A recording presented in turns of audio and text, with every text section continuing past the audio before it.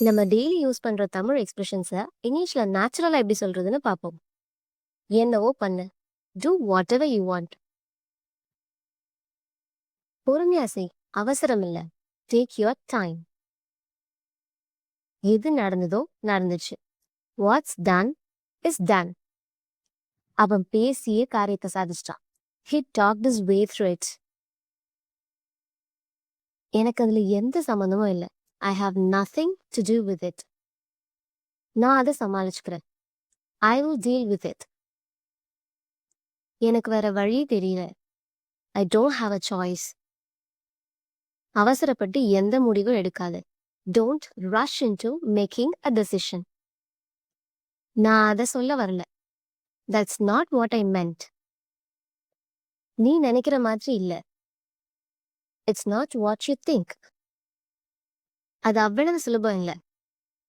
It's not that easy. உனக்கு எது வசதியோ அப்படியே செய். Do whatever works for you. அவங்க சொல்றத காதுல வாங்கவே மாட்டாங்க. They never listen. அவங்க எப்போதும் ஏதாவது ஒரு காரணம் சொல்லுவாங்க. They always come up with an excuse.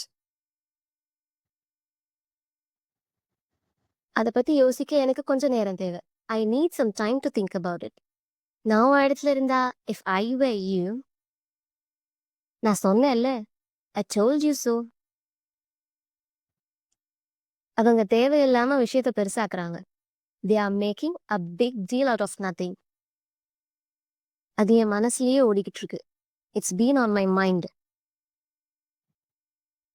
அவ அதை பத்தி தேவைக்கு அதிகமா யோசிக்கிறா. She is overthinking it. How do you say எனக்கு கொஞ்சம் வேலை இருக்கு in English? Comment your answer below. And don't forget to subscribe for more spoken English videos.